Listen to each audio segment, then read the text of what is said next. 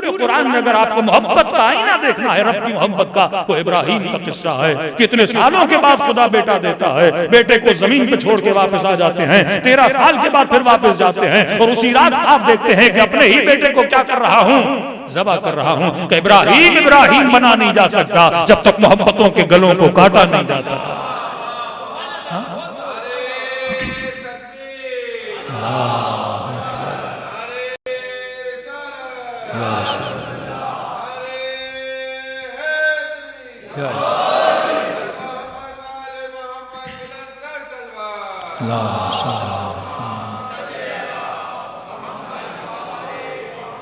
सबसे पहले इब्राहिम ने ज़ौजा और बेटे की मोहब्बत को निकाला।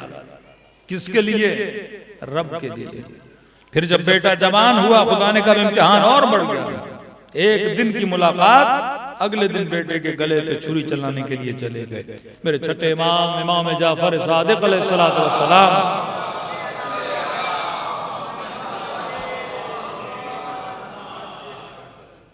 फरमाते हैं कि ये मत कहो कि इब्राहिम ने छुरी चलाई नहीं थी, क्यों अगर छुरी न चलाते तो इम्तिहान पूरा कहां होता। छुरी चलाते तो कमाल इब्राहिम। आप ये कहें कि छुरी चलाना चाह रहे थे, दुम्ब आ गया, तो ये तो इम्तिहान इब्राहिम नहीं है। फरमाया जब वापस गए तो हाजरा ने इस्माइल के गले पे छुरी के निशानों को देखा, मतलब प्रैक्टिकली छुरी चली। ये मौजूदा था कि गला नहीं कटा। कैसे मुमकिन है कि आप छुरी चलाओ और गला न कटे? ये मौजूदा था कि इब्राहिम ने बेटे के गले पे छुरी चलाई और इम्तिहान में पास हुआ। लेकिन मौजूदा ये था कि खुदा ने छुरी को मना कर दिया कि गला न काटे। और क्यों मना किया? क्योंकि नस्ल इस्माइल से किसी हुसैन ने पैदा होना था, नस्ल इस्माइल से किसी अली इब्न अबी तालिब को आना था, और इस नस्ल से ये आना था क्योंकि इस नस्ल ने पहले ही क्या दे दिया था? इम्तिहान दे दिया था। बड़ी प्यारी रिवायत है, फरमाया 2 मरतबा छुरी चलाई इब्राहिम ने।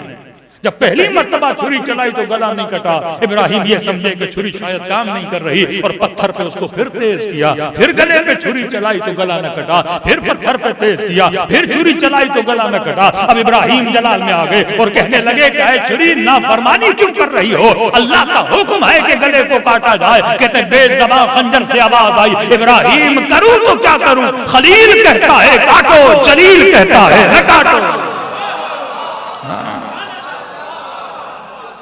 हुक्म का हुक्म परवरदिगार है कि इस्माइल के गले को नहीं काटना। फिर जन्नत से वो दुम्बा आया, हुक्म हुआ कि इब्राहिम इसके गले को काटो। हमने तुम्हारी कुर्बानी को क्या कर दिया? कबूल कर दिया और नस्ल इस्माइल में फख्र इस्माइल को पैदा कर दिया। तो असल रब की मोहब्बत दिल में हो तो रब का जिक्र क्या देता है? सुकून देता है। दुनिया की सबसे बड़ी दौलत सुकून है।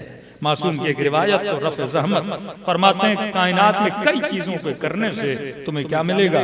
सुकून मिलेगा। अगर डेली बेसिस पे करो और सुकून हासिल न हो तो फिर मासूम से शिकायत कर सकते हो। एक तो खुदा की मोहब्बत को पैदा करो और हुक्म कुरान फरमा कर सुकून लेना चाहते हो तो कम अज कम डेली 50 आयतें कुरान की पढ़ा करो। कई ऐसे उलमा गुजरे हैं जो 3 दिन में एक खत्म कुरान दिया करते थे। आज आपकी नस्लें कुरान पढ़ती कितना है? डेली 4 आयतें, 10 आयतें, कम से कम मिनिमम 50 आयतें। का इसके फिजिकल फायदे भी हैं, इसके स्पिरिचुअल भी फायदे हैं। लेकिन मासूम फरमाते हैं कि अगर कोई ऐसे कुरान पढ़े उसका भी फायदा है, लेकिन अगर कुरान में गौर और फिक्र करके पढ़े उसका फायदा उससे क्या है? ज्यादा मिलता है। क्योंकि कुरान इंसान के दिल को क्या करता है? नूरानी करता है।